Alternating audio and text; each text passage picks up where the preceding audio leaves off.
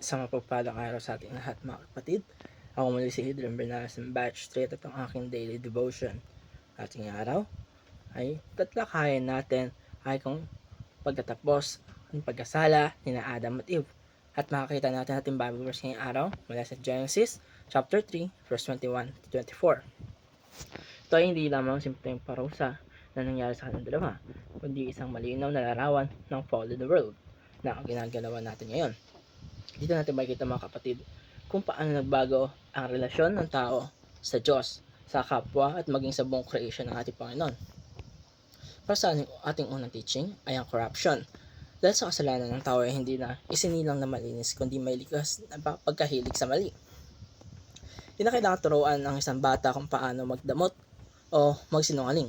Kusang lumalabas ito, ibig sabihin mga kapatid, ang kasalanan ay laging bahagi na ng pagkatao ng mga tao. Hindi ito dahil masama ang Diyos sa paglikha, kundi dahil pinili ng tao na sumaway sa Kanya.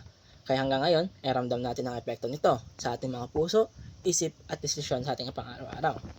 Ikalawa, si Chaos ay simula pa lang may kaayusan na kapayapaan ng mundo. May harmony sa pagitan ng tao at ang Diyos. Pero nang pumasok ang kasalanan, nagulo ang lahat.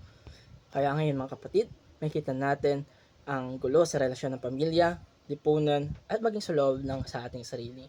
May takot tayo, mayroon tayong hiya, at may pag-iwas. At tulad ng ginawa ni na Adam at Eve na nagtago sa Diyos. Ito ang chaos na nagdulot ng kasalanan, ang pagkawala ng tunay na peace galing lamang sa ating Panginoon. Pangatlo ay ang curse. Sa ating scripture ngayong araw na mula sa Genesis chapter 3 verse 21 to 24, pinalayas ang tao sa Eden o Garden of Eden na hinarangan ng daan patungo sa Tree of Life. Ibig sabihin nito mga kapatid, ang tao ay kailangan mamuhay ng mga paghihirap, pawis, pagtatrabaho, sakit, pagod at sa huli, kamatayan. Ito dahil gusto ng Diyos na pahirapan ng tao kundi dahil ang kasalanan ay may kaibat na consequence. Ang mundo na ngayon ay puno ng suffering, natural disasters, sakit at injustice. Lahat ito ay bunga ng sumpang dala ng kasalanan. Pero kahit fallen ang mundo, mapapansin natin na ang Diyos mismo ang gumagawa ng kasuotan para kay Adam at Eve. Pinakita nito na kahit may hatol ay may awa pa rin ng Diyos. May pag-asa pa rin sa gitna ng pagkasira. Ang fall in the world ay hindi nakatapusan ng kwento, kundi simula na pangangailangan ng tao sa isang tagapagligtas. Kaya mga kapatid, habang tayo nabubuhay sa mundong ito na puno ng corruption, chaos at curse, pinapaalala sa atin ng message na ito na kailangan natin ng Diyos.